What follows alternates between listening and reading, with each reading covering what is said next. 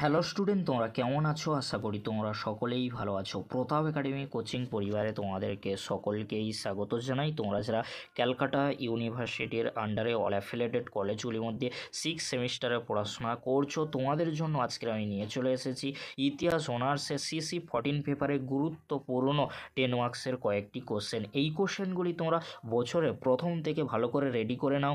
অবশ্যই তোমরা এখান থেকে সমস্ত 10 মার্কসের কোশ্চেনগুলি কমন পেয়ে যাবে। চলো বেশি দেরি করব না, আজকের আমরা দেখে নেব ইতিহাস অনার্সের CC14 পেপারের জন্য গুরুত্বপূর্ণ 10 মার্কসের কয়েকটি কোশ্চেন। ফার্স্ট কোশ্চেন, ঠান্ডা লড়াই কি শুধুমাত্র একটা ভাবাদর্শগত সংঘাত ছিল? কোশ্চেনটি অনেক সময় ঘুরিয়ে আসতে পারে।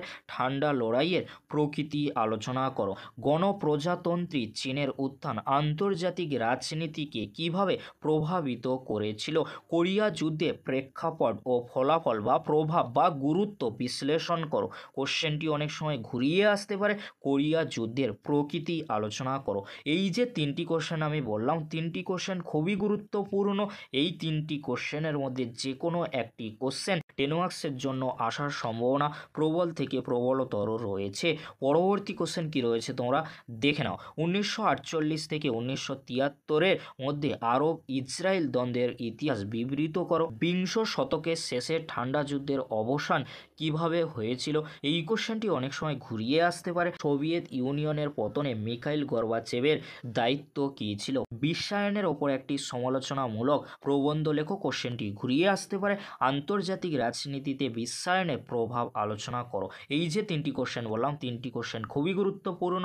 এখান থেকে একটি কোশ্চেন এক্সামে 10 মার্কসের জন্য আসার সম্ভাবনা প্রবল থেকে প্রবলতর রয়েছে। পরবর্তী কোশ্চেন কি রয়েছে তোমরা দেখে নাও। সোভিয়েত ইউনিয়নের পতনের কারণগুলি ব্যাখ্যা করো। 1960-এর দশকে কৃষ্ণাঙ্গ আমেরিকানদের নাগরিক অধিকার প্রতিষ্ঠা সংগ্রামের সংক্ষিপ্ত ইতিহাস লেখো। ইন্দোচীনে ফরাসি ঔপনিবেশিক শাসনের অবসান কিভাবে হয়েছিল? এই যে তিনটি কোশ্চেন বললাম, তিনটি কোশ্চেন খুবই গুরুত্বপূর্ণ।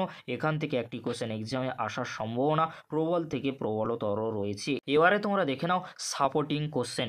যে কোশ্চেনগুলি তোমরা অবশ্যই ভালো করে দেখে যাবে, কারণ সাপোর্টিং কোশ্চেন অত্যন্ত গুরুত্বপূর্ণ। কোশ্চেনগুলি তোমরা দেখে নাও। এটা কি বলা যায় 1950 থেকে 60-এর দশকে নিস্তলীকরণ ঘটেছিল? ঠান্ডা যুদ্ধের পরবর্তীকালে মার্কিন যুক্তরাষ্ট্র কিভাবে আধিপত্য প্রতিষ্ঠা করেছিল? প্যালেস্টাইন সমস্যার প্রেক্ষাপট লেখো। ঠান্ডা যুদ্ধ পর্বে মধ্যপ্রাচ্য কিভাবে বিশ্ব রাজনীতিতে ঝটিকা কেন্দ্রে পরিণত হয়েছিল?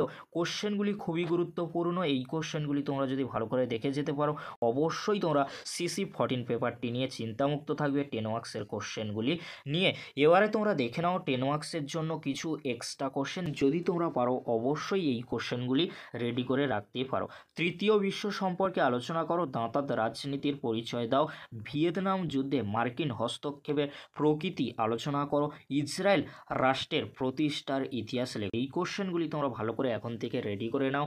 অবশ্যই তোমরা CC14 পেপারে 10 মার্কস নিয়ে চিন্তামুক্ত থাকবে। এই যে কোশ্চেনগুলি আজকের আমি আলোচনা করে দিলাম, পরবর্তীতে এই কোশ্চেনগুলি কমিয়ে last minute suggestion video upload করে দেবো। সেই জন্য তোমাদেরকে অতি অবশ্যই তোমরা চ্যানেলটি সাবস্ক্রাইব করে রাখো এরকমই গুরুত্বপূর্ণ ভিডিওগুলি সবার আগে পাওয়ার জন্য। ভিডিওটি আজকের এখানেই শেষ করছি।